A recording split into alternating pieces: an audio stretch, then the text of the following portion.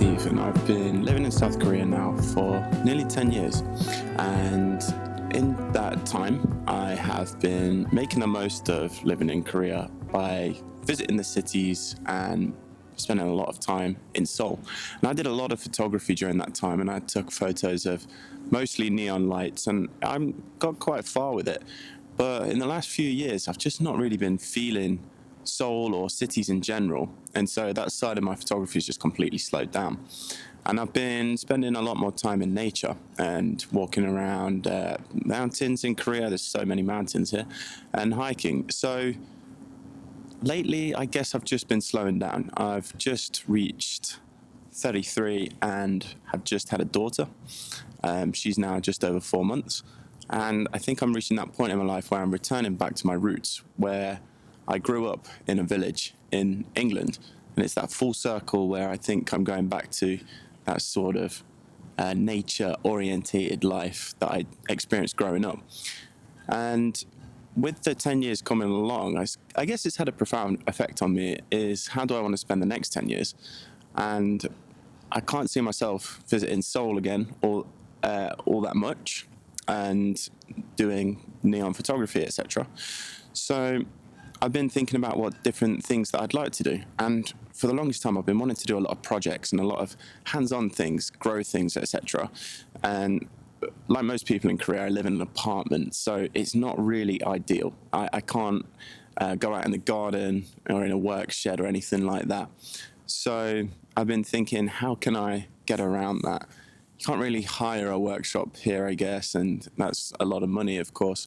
So one thing that I've been thinking about for a while is to get an allotment and start growing things myself, building a little garden and growing vegetables and fruits.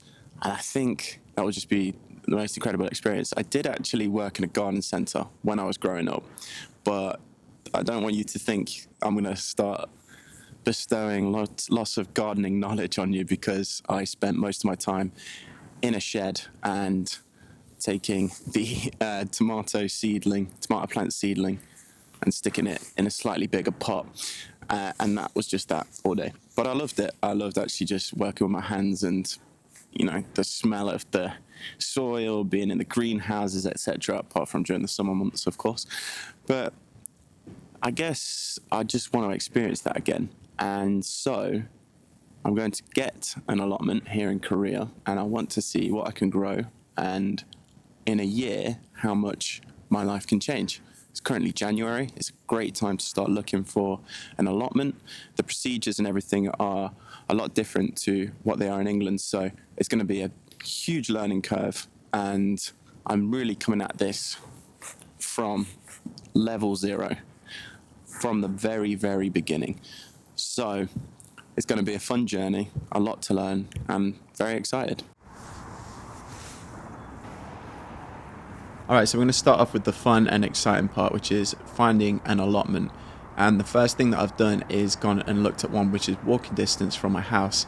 However, on closer inspection, I've realised it's not actually an allotment. It's more of a community garden place where certain beds are allocated fruits and vegetables. They all grow in separate beds. And I believe that anyone can come along and just help themselves to the fruit and veg that's grown there. It's a pretty cool idea, a cool initiative. Obviously, it's not what we're looking for. So we've jumped online and we found a couple of places. One is a 15-minute drive away, which is pretty much the limit of how far away we want to travel to the allotment. And the other is 20 to 25 minutes. So we're really hoping that everything is perfect with this first place. So let's go and check it out. So I had some family visiting at the time, and this is my sister opening the gate for us here. Thank you very much. The drive down was actually really easy. It's just a quick trip down an A road, and first impressions, they looked good.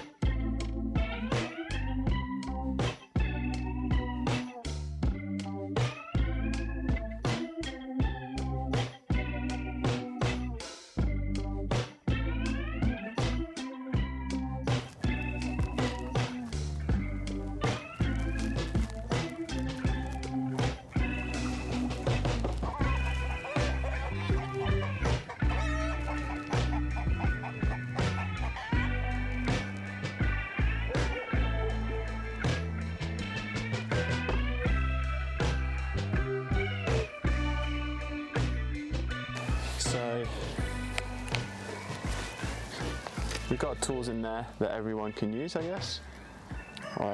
Some hose, some shovels, some rakes.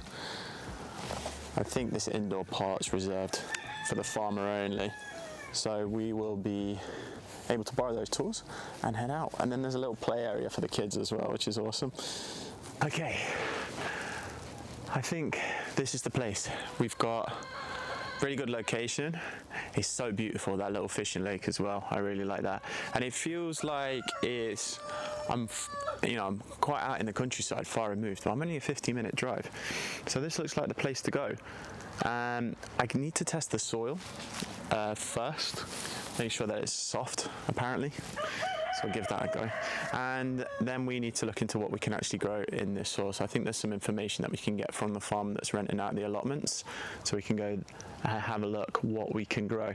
We've got chickens as well to keep me company. They're pretty noisy. But yeah, this is great. It does remind me of when I was a teenager working in their greenhouse, and I just really miss that feeling of being out in the countryside. So I think this is it. This is perfect. So winter's about to start. The ground's going to be frozen solid. So we've got to do some prepping and just study as much as I can for the next couple of months. Come March time, we can start to get the ground ready and then, well, get started with the allotment. But January and February will be a write-off. It gets to potentially -18, or even the real feel might even be lower potentially. So there is nothing we could do during that time, that's for sure. All right, let's continue taking a look around.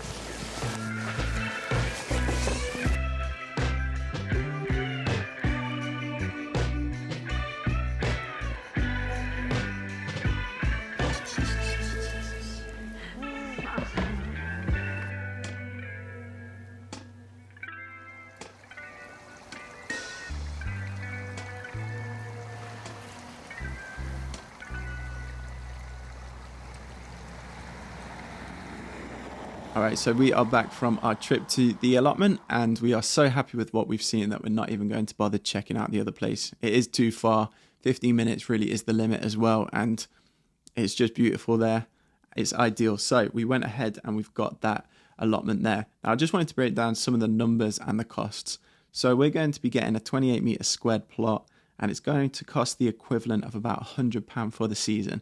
Now, if you're in the UK, you're probably already like screaming because that's significantly smaller and way more expensive than what you can get there. But there are a few caveats.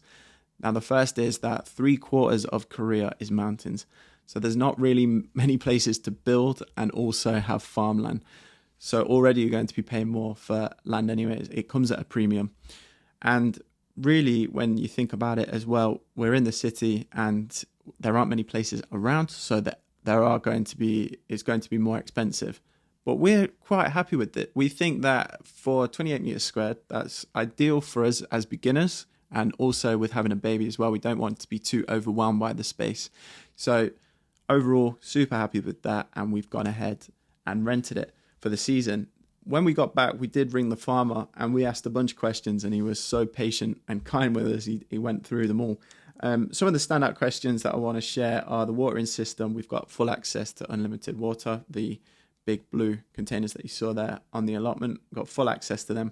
Also got full access to the tools that we saw in the greenhouse, and we can dispose of all of our garden waste at the farm as well.